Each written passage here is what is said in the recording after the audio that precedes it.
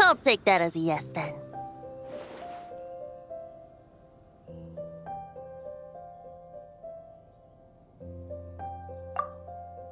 Ah, finally, you're here! Do you have a message for me from someone by any chance? There's not a single prophecy about you in that dictionary.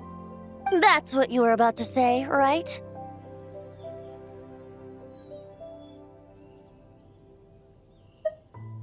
Oh? One moment, then.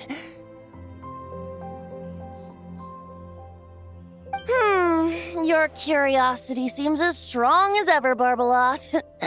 Alas, my future will have to remain absent from your dictionary. The wind may be happy to let dandelions trace its form and have poets sing it into verse, but to be contained is hardly its nature. So, dear Barbeloth, please do set your pen down. Words heard on the wind are not meant to be recorded on the page. If you're truly interested in this legend, allow me to fashion it into a poem. I'll be sure to share it with you ladies at our next tea party.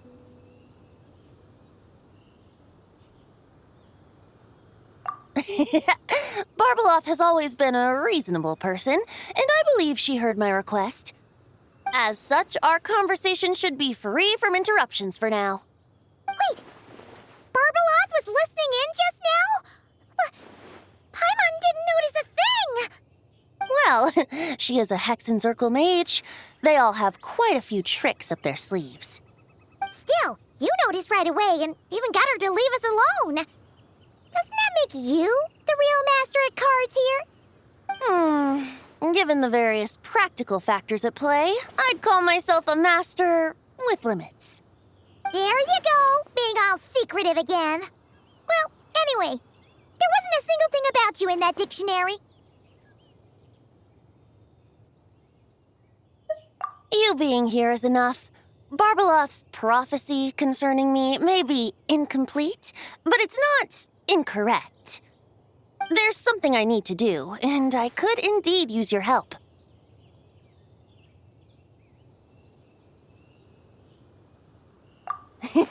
Trusty as always. In that case, could you play a song with me later?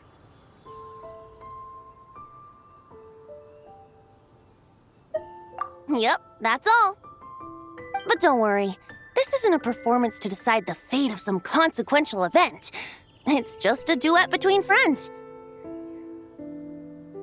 The last time I played this song, the howling gale was my sole audience, and the notes scattered in all directions, leaving only fragments of the melody behind.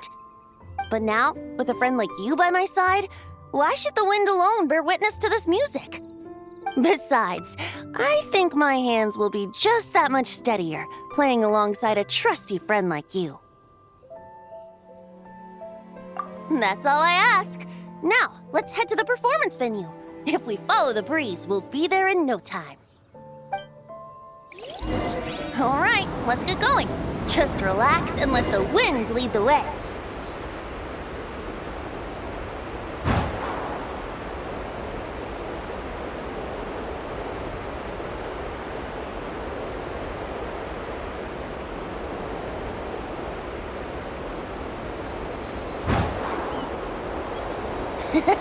No need to hold your breath. In and out. Easy does it. I let the birds know we would be coming, so we won't run into them.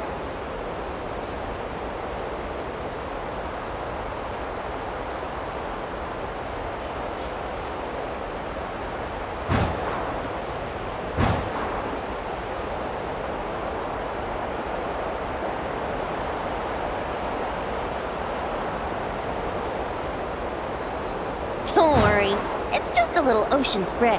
You won't get soaked. Ah, the delightful sea breeze. Go on, breathe it in!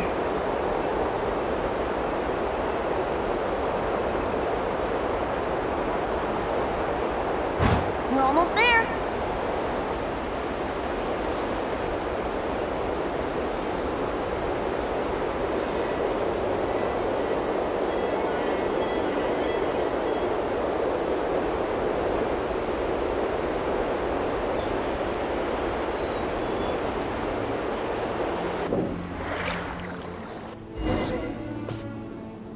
Huh. This island looks kind of familiar.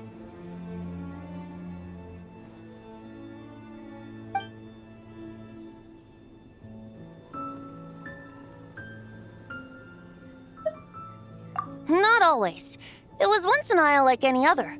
An ordinary, unassuming aggregation of sand and gravel. That is, until seeds of stories were brought here by the wind and cultivated by time.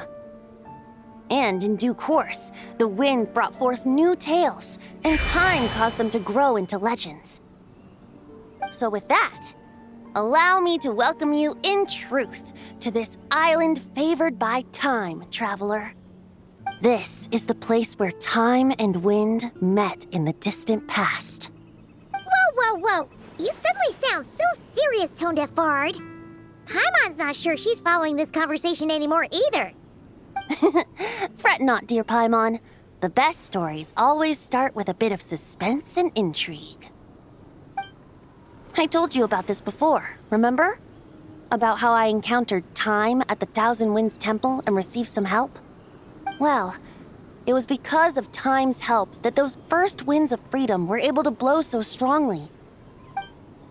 But forceful gales like that are most suited to wiping things clean, not helping things grow. So, after a few crises in Mondstadt were resolved, I made the winds gentler.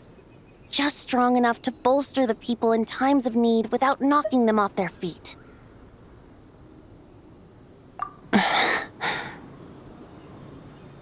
Shadows gather in the distance. I'm sure you felt it too.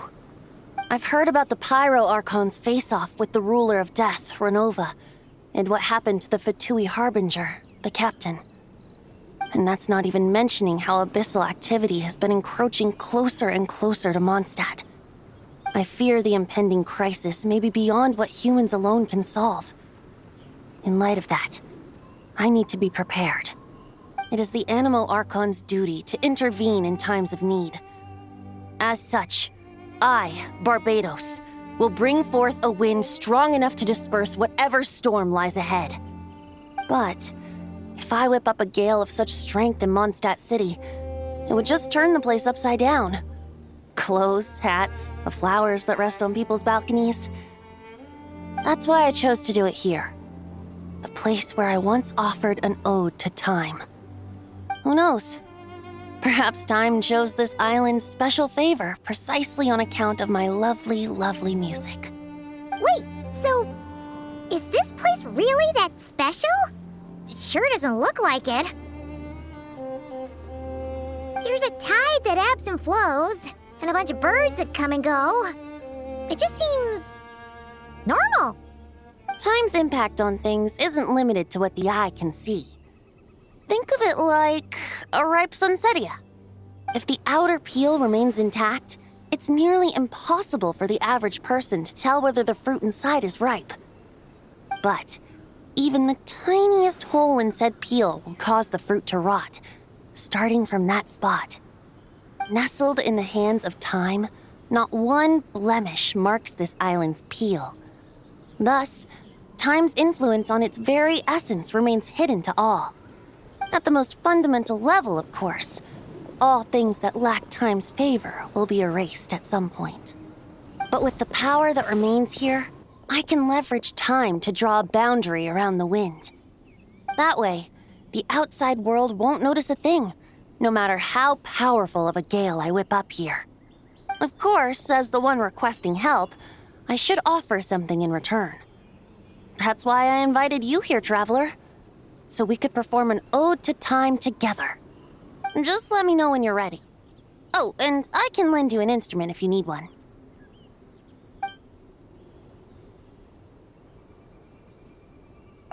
Great. Let's get started.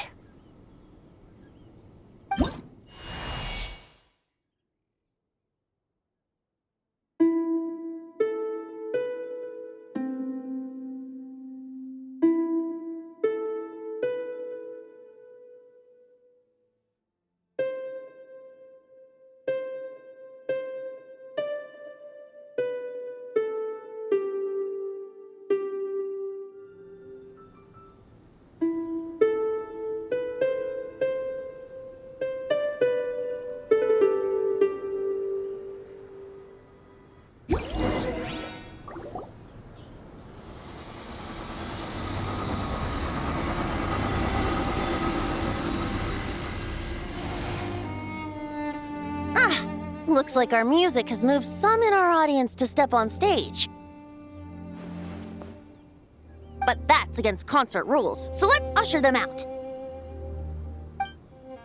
I understand your love for music, of course.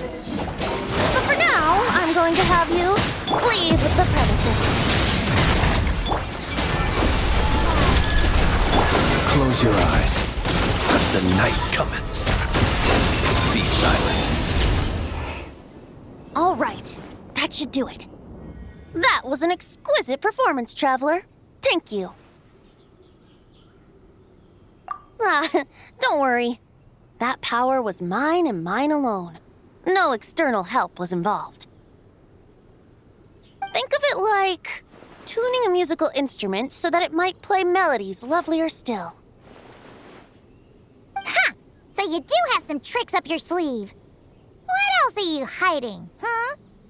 Oh, Paimon. How many tricks could I possibly have? I only have 2 sleeves, after all. You know that's not what Paimon meant, Tone-Deaf Bard.